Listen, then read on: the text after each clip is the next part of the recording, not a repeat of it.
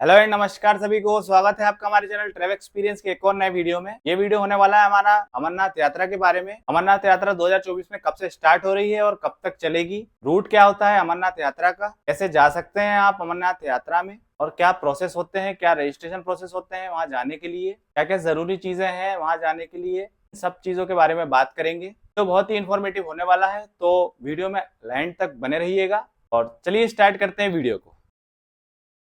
हर हर महादेव दोस्तों। तो इस वर्ष यात्रा स्टार्ट हो रही है 29 जून से और जो कि चलेगी 19 अगस्त 2024 तक। तो आइए बात करते हैं यात्रा में कैसे आप जा सकते हैं, क्या रूट होते हैं। सबसे पहले तो आप जम्मू पहुंच जाइए। किसी भी शहर में आप भारत में रहते हैं, भारत में किसी भी सिटी से जम्मू पहुंच जाइए। आप जम्मू एयर भी पहुंच सकते हैं, ट्रेन से पहुंच सकते हैं, बाय बस बाय रोड जा सकते हैं। जम्मू पहुंच जाइए और जम्मू से आपको बस सुविधा मिल जाएगी यात्रा के लिए आगे जाने के लिए। जो भी रूट अपनाए, दो रूट होते हैं, एक बालटाल रूट होता है और एक पहलगाम रूट होता है। तो आपको वहां तक जाने के लिए डायरेक्ट से जम्मू बसेस मिल जाएंगी, तो आप बसेस के द्वारा आप जा सकते हैं। आप चाहें तो श्रीनगर से भी जा सकते हैं। यदि आप बाय एयर जा रहे हैं तो श्रीनगर से भी कनेक्टिविटी आपको मिल जाएगी।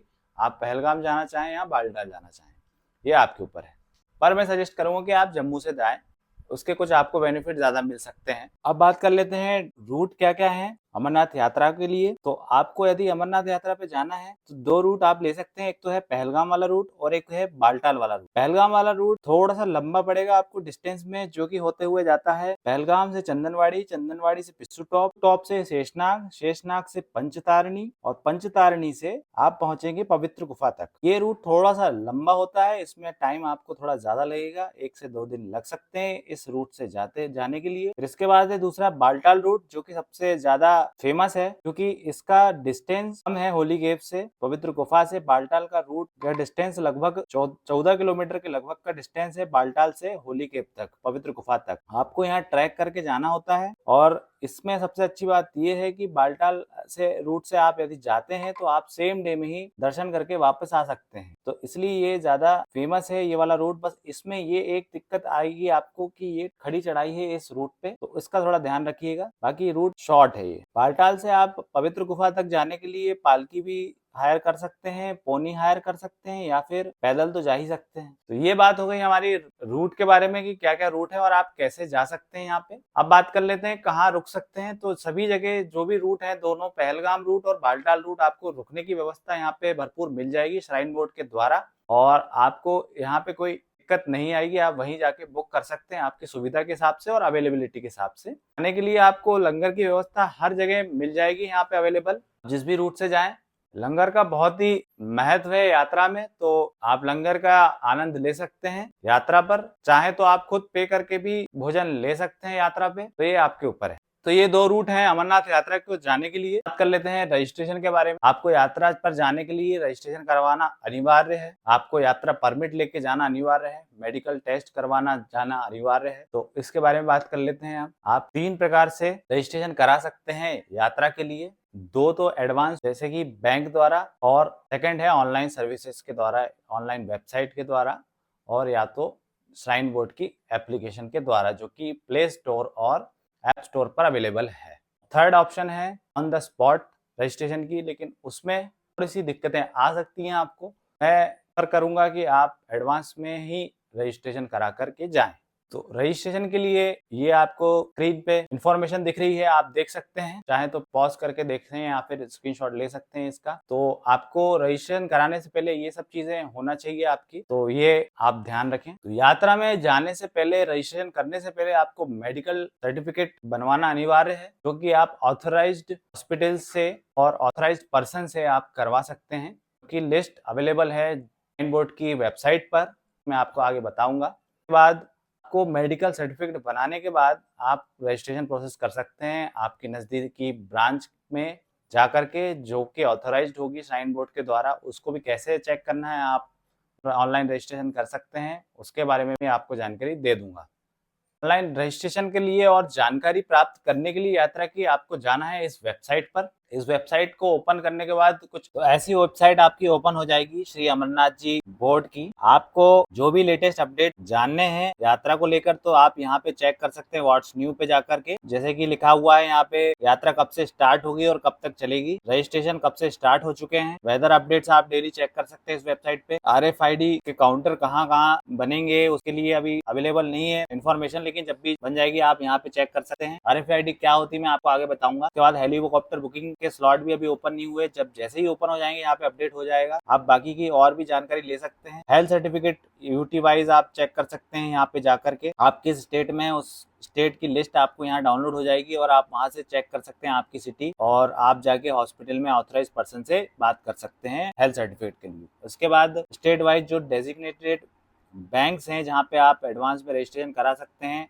उसकी भी यहाँ से आपको लिस्ट मिल जाएगी, तो आप जाके चेक कर सकते हैं लिस्ट को। उसके बाद गाइडलाइंस जो भी रहेंगी एडवांस रजिस्ट्रेशन के लिए तो ये आप यहाँ से चेक कर सकते हैं। उसके बाद जो कि गाइडलाइंस है ग्रुप रजिस्ट्रेशन के लिए, उसके लिए आप यहाँ से चेक कर सकते हैं। तो ये कुछ मुख्य लिंक्स हैं जो आप यात्रा से रिलेटेड जानकारी प्राप्त करने के लिए आप चेक कर सकते हैं।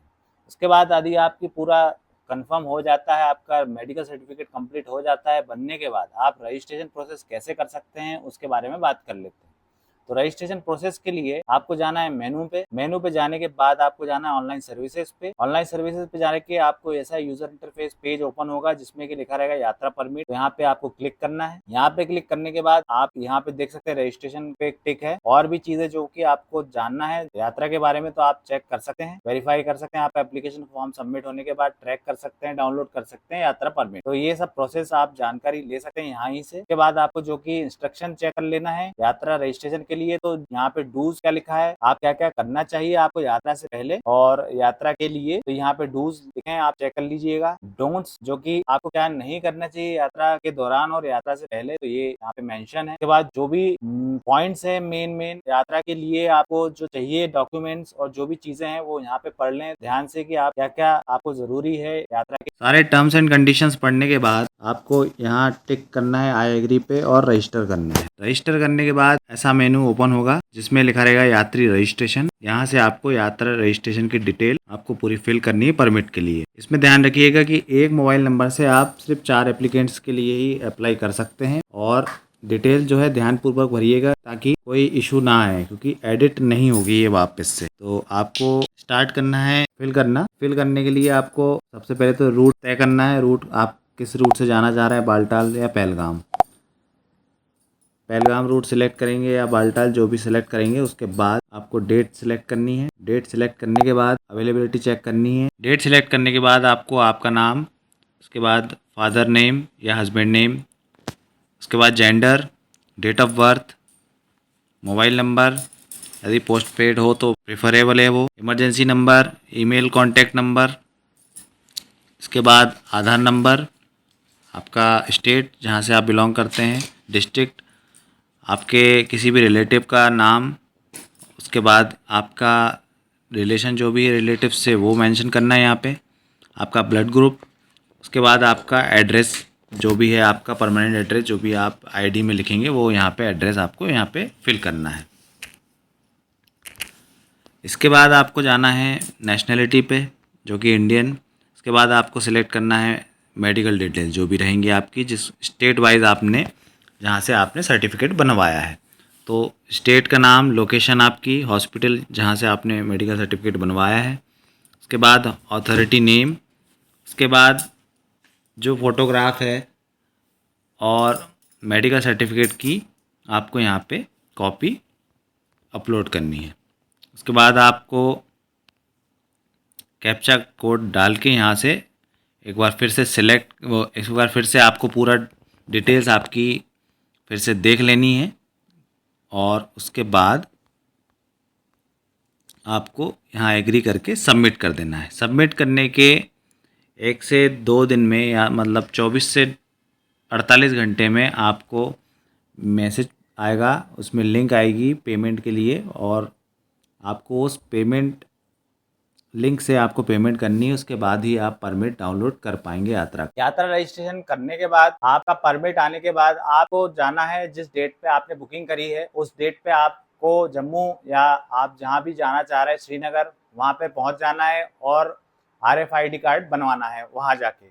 RFID कार्ड जो कि एक आइडेंटिटी कार्ड होता है यात्रा के लिए, बहुत ही आवश्यक तो होता है। आपको हमेशा यात्रा के दौरान उसको अपने साथ रखना है, कैरी करना है, आपके गले में टांगना है।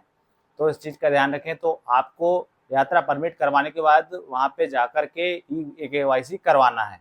ये अनिवार्य रूप से यात्रा के लिए ज़रूरी है। उसके बाद ही आप यात्रा कर पाएंगे। ये था प्रोसेस यात्रा के लिए और रूट का बात हो गई है। अब बात कर लेते हैं क्या क्या जरूरी है आपकी। तो आप जरूर यात्रा के जाने से पहले 15 से 20 दिन पहले आप वॉक करना स्टार्ट कर दें ताकि आपको यात्रा में कोई दिक्कत ना हो। अच्छा खान पान रखें, स्वस्थ रहें कि आपको यात्रा में दिक्कत ना हो।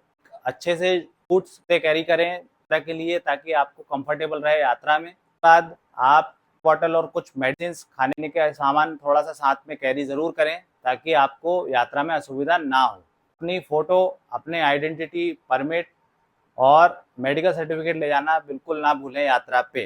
तो इस वीडियो में बस इतना ही। आशा करता हूँ आपको इन्फॉर्मेशन यूजफुल लगी होगी। स्वस्थ रहिएगा, स्वच्छ बनाए रखें अपने वातावरण को और मैं फिर मिलता हूँ आपको अगले वीडियो में। जब तक के लिए गुड बाय और हर हर महादेव।